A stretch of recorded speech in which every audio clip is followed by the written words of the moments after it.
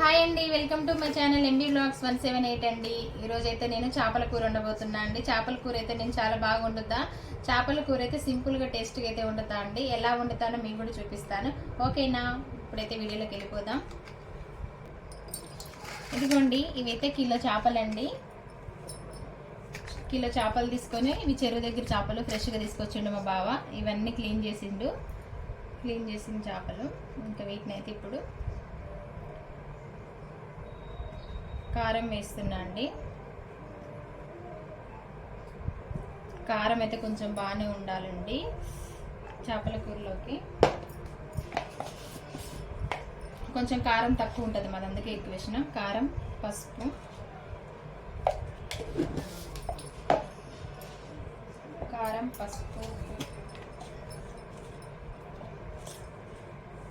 ఉప్పు,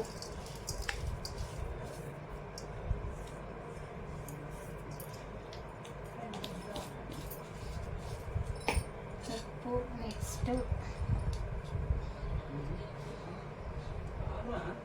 నూనె అండి.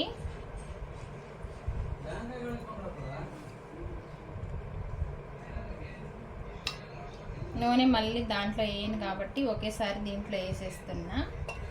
వండేటప్పుడు వేయను, ఇంకా దీంట్లోనే కలిపి పెట్టుకుంటా కాబట్టి అన్నీ. ఇప్పుడు ఇవన్నీ అయితే బాగా కలుపుకోవాలండి.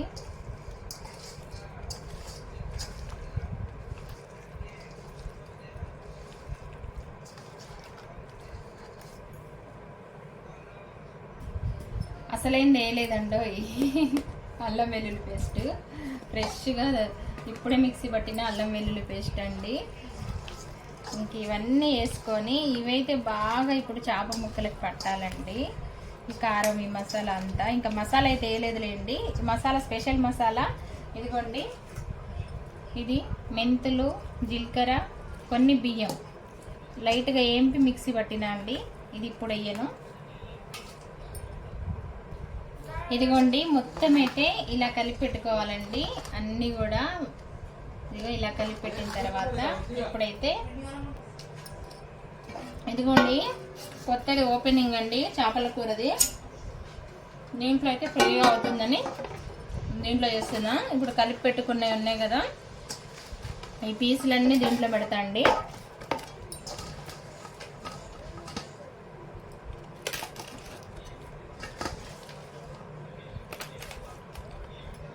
ఇది ఓన్లీ చేపల కోసమేనండి నేను తీసుకుంది. చేపల ఫ్రై కానీ చేపల పులుసుకైనా బాగుంటుంది. ఫ్రీగా ఉడుకుతుంది అనమాట. దీంట్లో వెల్లడిపుగా ఉంటుంది కదా. సింపుల్గా చేసేస్తా అండి నేను. చేపల కూర అయితే చాలా బాగా చేస్తా అండి. ఏ మాట కాబట్టి అని చెప్పుకోవాలి, కానీ చికెన్ కంటే నేను చేపలే బాగా వండుతా. ఇదిగోండి, మొత్తం ఇట్లా పెట్టింది కదా.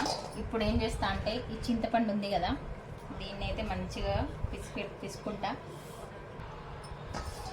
దీంట్లో మసాలాలన్నీ కలిపినాం కదా, ఆ చింతపులుసు అనేది ఇక దీంట్లో పోసిన కొంచెం పోసి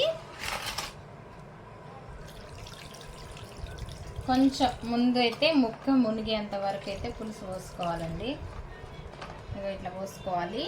మిగతా తర్వాత ఇప్పుడైతే అన్నీ ఇలా కలుపుకున్నాం కదా, దీన్ని ఇంకా మూత పెట్టేసుకొని స్టవ్ మీద పెట్టుకుందామండి. ఇదిగోండి, ఇప్పుడైతే స్టవ్ ఆన్ చేసి స్టవ్ మీద అయితే పెట్టేసుకున్నా అండి. కొంచెమే పులుసు పోసి పెట్టుకున్నా ఫస్ట్. ఇది కొంచెం ఇది ఉడకాలి. ఈ పులుసుతోటి ముక్క ఉడికిన తర్వాత మిగతా పులుసు చూసి పోసుకుంటాం. ఇంకా నేను దీంట్లో ఏమేమి వేస్తున్నా అన్నీ కూడా చెప్తా, చూస్తూనే ఉండండి వీడియో అయితే. ఇప్పుడైతే మధ్యలో ఒక్కసారి తీద్దామండి. తీసి కొంచెం కొత్తది కదా, అతుక్కుంటాయి కదా పీసులని, ఒక్కసారి అయితే ఇట్లా తిప్పుకుందాం. కొంచెం ఇట్లా కదిలిద్దాం ముక్కల్ని.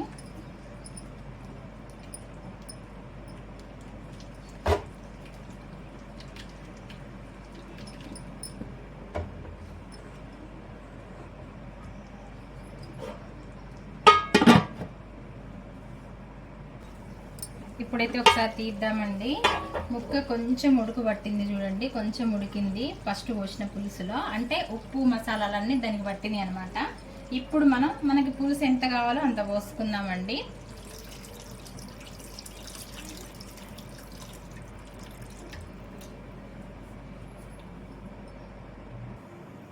ఇదిగోండి పులుసు అయితే పోసిన నేను. పులుసు ముక్కలు మునిగేటంతా పులుసు పోసుకున్నా. ఇంకా చేపల కూర కాబట్టి పులుసు ఉంటేనే టేస్ట్ ఉంటుందండి. ఇంకా పులుసు పోసి పెట్టిన. ఇప్పుడు ఇంకా ఒక్కసారి కొంచెం సాల్ట్ వేసుకుందాం. సాల్ట్ కొంచెం వేసుకుందాం. ఇందాక కొద్దిగా వేసిన కదా, సాల్ట్ వేసుకొని కొద్దిగా తీటాను మూత పెట్టేసుకుందాం. ఇంకా దాన్ని ఉడకనిద్దాం. ఇక కొద్దిగా మంచిగా ఈ పులుసు అనేది గుంజుకునేదాకా ఉడకనిద్దాం.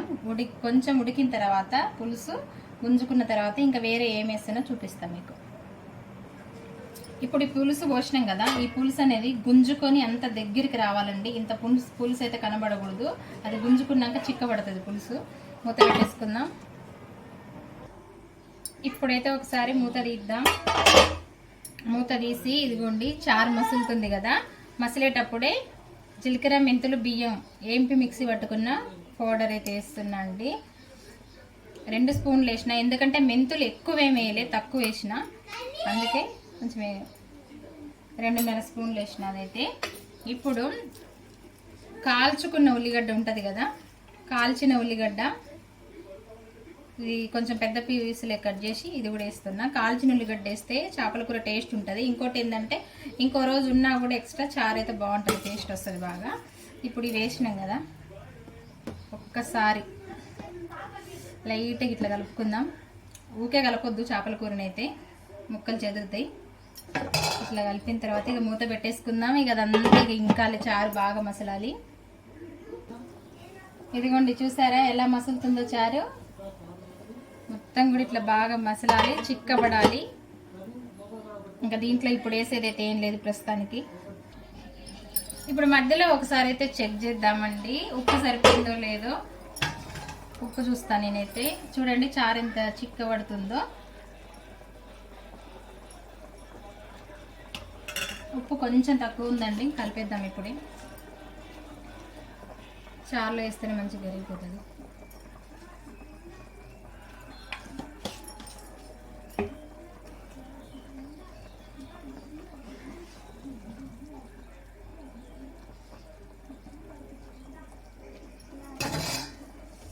మూత పెట్టేద్దాం. మళ్ళీ ఒక 2 నిమిషాలు అయితే అది ఇంకా కంప్లీట్ అయిపోద్ది. ఒక 2 నిమిషాలు ఆగుదాం. ఇప్పుడైతే ఇంకా రెడీ అయినట్టేనండి. చూడండి చారంతా మసిలిపోయింది, ఆయిల్ అయిపోయింది.